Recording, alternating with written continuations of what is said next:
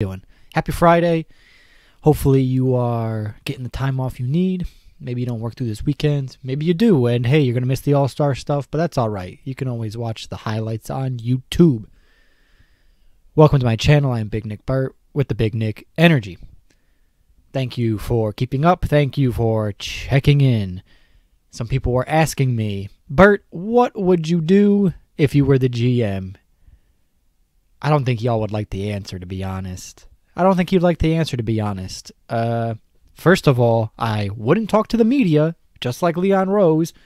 I won't do any crazy trades, just like Leon Rose. So I guess what I'm getting at is I like the direction we're going.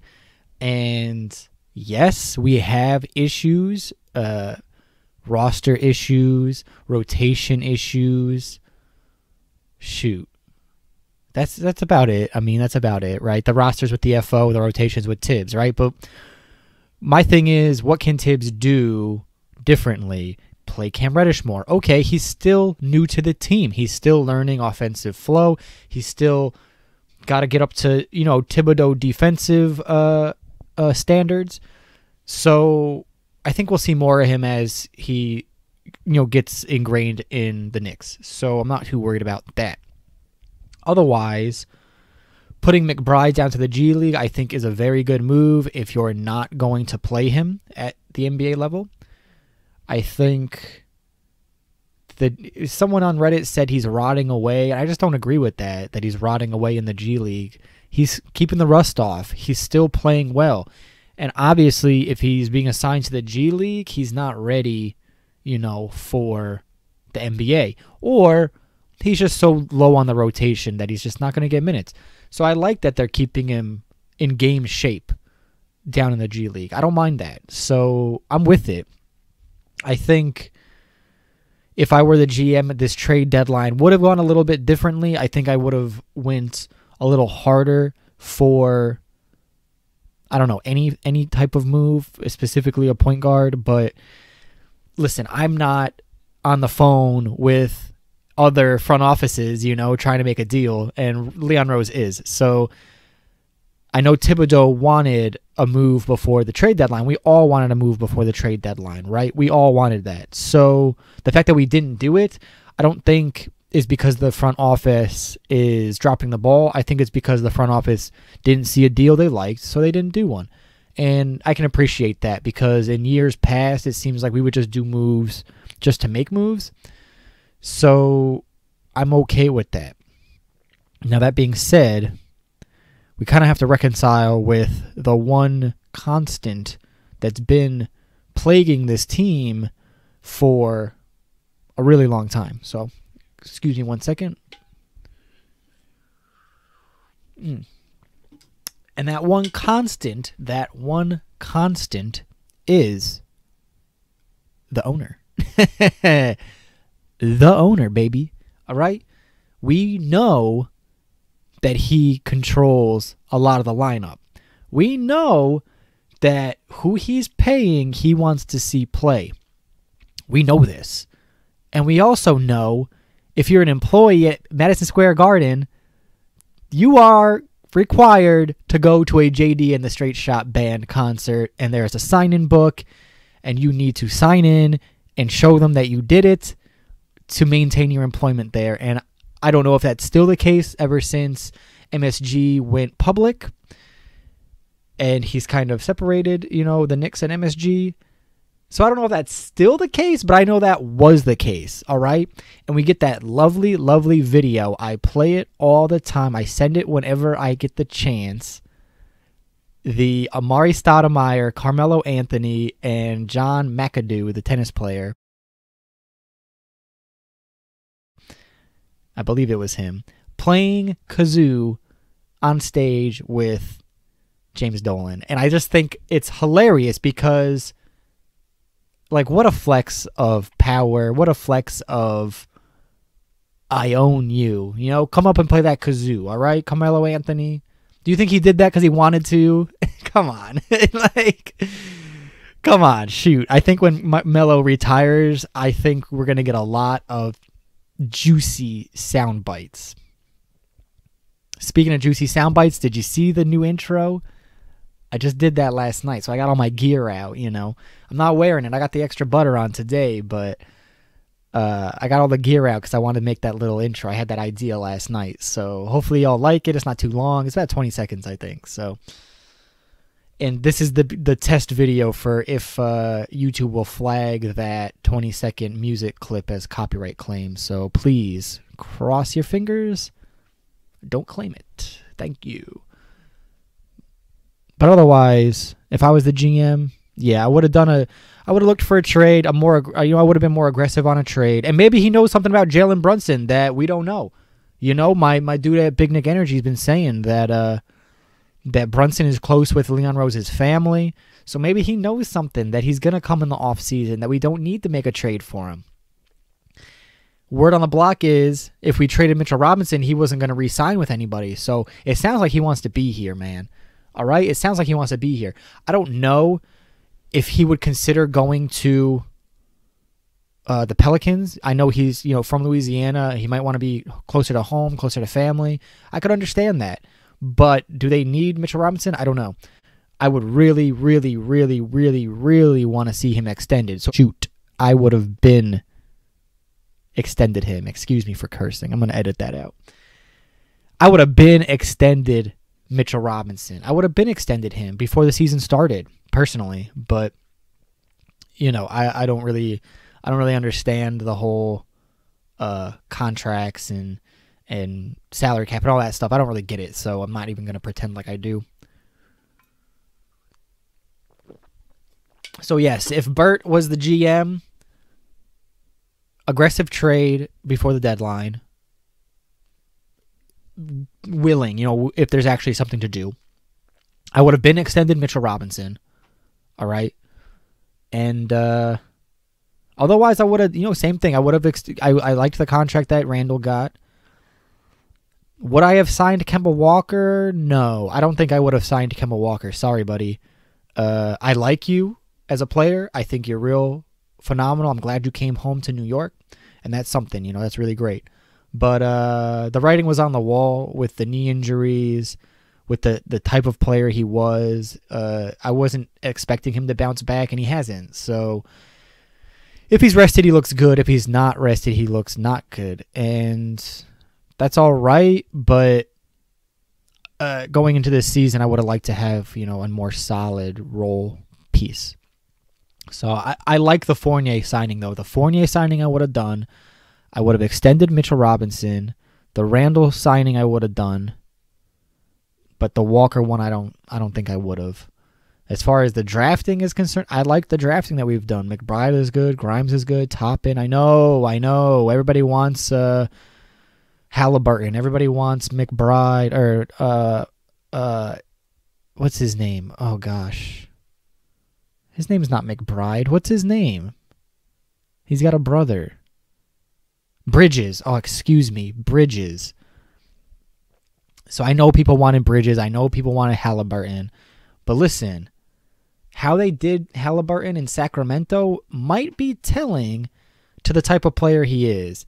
And I know we're all kind of like, oh, this guy's going to be the next big thing. And maybe Sac knows that he's not. And listen, I'm not putting any weight into the moves that Sacramento does because they just haven't made any logical decisions in the last 20 years. So I'll take that with a grain of salt. But time will tell, right? Time will tell. But otherwise, yeah, I'd keep Thibodeau as well. So my final decision on Thibodeau, I'd keep him. I don't see why we would get rid of him this quickly. And it's only been 2 seasons. The culture has already massively shifted. A big part of that is because who we drafted. A big part of that is because what Thibodeau values and what he rewards. And what did they say on the broadcast the other night? They said Quentin Grimes made his way into starting and is getting these minutes because of how hard he plays at practice. So that just goes to show you we don't see half of the work being done. We don't see after the game, before the game, practices, days off, film room. We don't see that. So while we want certain things to happen, we know Grimes is showing something good. So the people who say that Thibodeau doesn't play young people, young players, doesn't develop them, take it on the arches, all right? Because he clearly does. Quentin Grimes is getting minutes, yes, because of injury, yes, because of a short roster, fine. But he doesn't have to play Grimes if he doesn't want to. He doesn't have to. So the fact that he's playing him is a good sign, all right? The fact that McBride is destroying the G League is a good sign, all right? Just hold your breath. Be patient. Be patient, all right? I know we're calling for his head. And listen, I saw the SNY article that came out, so I just want to address that really quickly. I saw the SNY article that came out, and I got to say, it makes sense, okay? That's the VP under Leon Rose. Who do you think the VP is going to blame? The owner? His boss? The GM? No.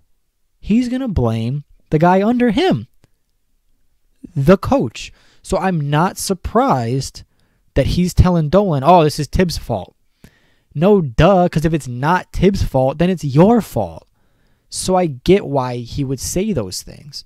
That's just business. That's just protecting himself and his boss. Whether or not Dolan takes that to heart is an entirely different thing. Because I think having that voice is very useful. You don't want to be around yes men. Oh, you're doing a great job, boss. You're doing a great job. That's not good. So the fact that they're questioning it is a good sign. Because now you're starting the dialogue. Okay, what is Thibodeau not doing that you want to see? The rotations, maybe certain schemes. Maybe it's just a small thing like he doesn't like the way he practices. Who knows? I don't know. I've never been to the practice facility. I'd love to go down there and get my eyes on a practice, but I have the feeling that I will be turned away so quick. So without seeing that, who knows? So of course it makes sense that the guy isn't going to punch up at his boss. He's going to punch down at Thibodeau, right? That just makes sense. So for Ian Begley to take that quote and run with it like that and kind of blow it up like, oh, the front office and the coach are not getting along and they have different visions. Yeah, no duh, they have different visions. The front office should have a different vision than the coach. A coach is like a dog. A player is like a dog. It's what's in front of them that they care about. Thibodeau is always saying it, the next game, the next game. We're not looking to 4 games ahead. We're looking at the next game.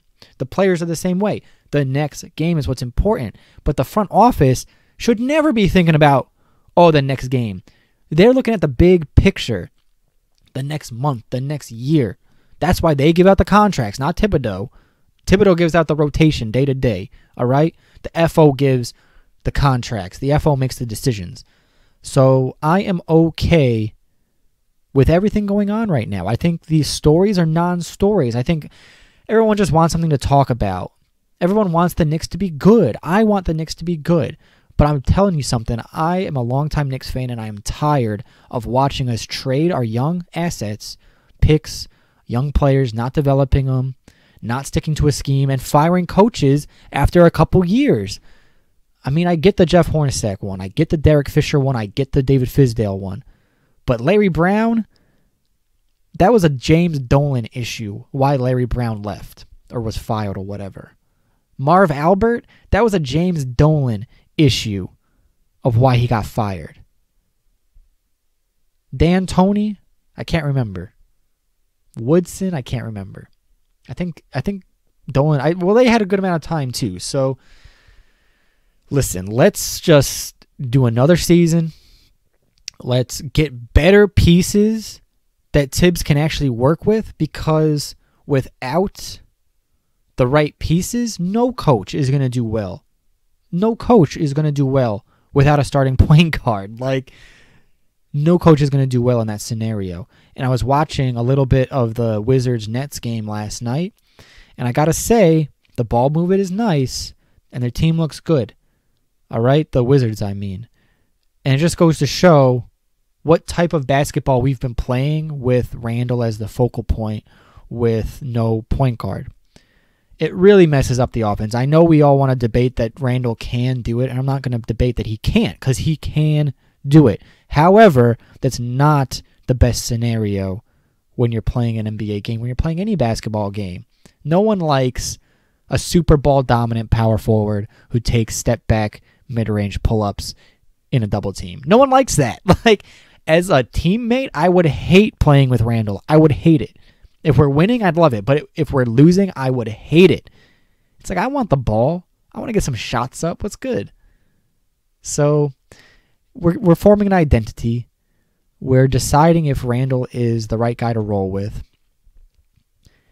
And the season's not done yet, all right? We got a nice all-star break. Let's relax and make a decision with cooler heads, right? Because this last week was just atrocious, and I know that's why we're all jumping at the bit to throw someone under the bus. It's someone's fault. It must be someone's fault. But I'm here to tell you, we're not built to succeed right now. We don't have the right pieces. We don't have, a point guard. We don't have the right pieces. We don't have a playoff team. We have a middling team that needs a couple of things. So let's get it. Let's get that front office scouting people out for this off season. I know there's a few people on the block that I think will be walking away from their teams. And Mitchell Robinson is not one of them, all right? I want to extend that man. Give Mitch an extension, all right? All right, this one's a little longer than my normal videos, so I appreciate you sticking around if you made it this far. I'm going to be watching the dunk contest tomorrow. I think I'm tuning in tonight because I believe Monica McNutt will be commentating the celebrity game. I think I read something about that. I could be wrong, though. Please don't quote me. But that being said, I will be watching the dunk contest, and I'm thinking I'll do a little live stream for it and maybe have my own numbers and say who wins, which I'm going to try to be unbiased, but we'll see. I think Obi will take it this year. I was surprised to see the lineup for the dunk contest is mostly guards. But, hey, everybody can get up, right? Everybody can jump, so that's cool. And Obi will be back at his alma mater, Dayton, Ohio, baby. So he's going to win it for them, all right? Let's go Knicks. That's my Burt, Big Nick Energy GM moment. Thank you for stopping by. Appreciate it.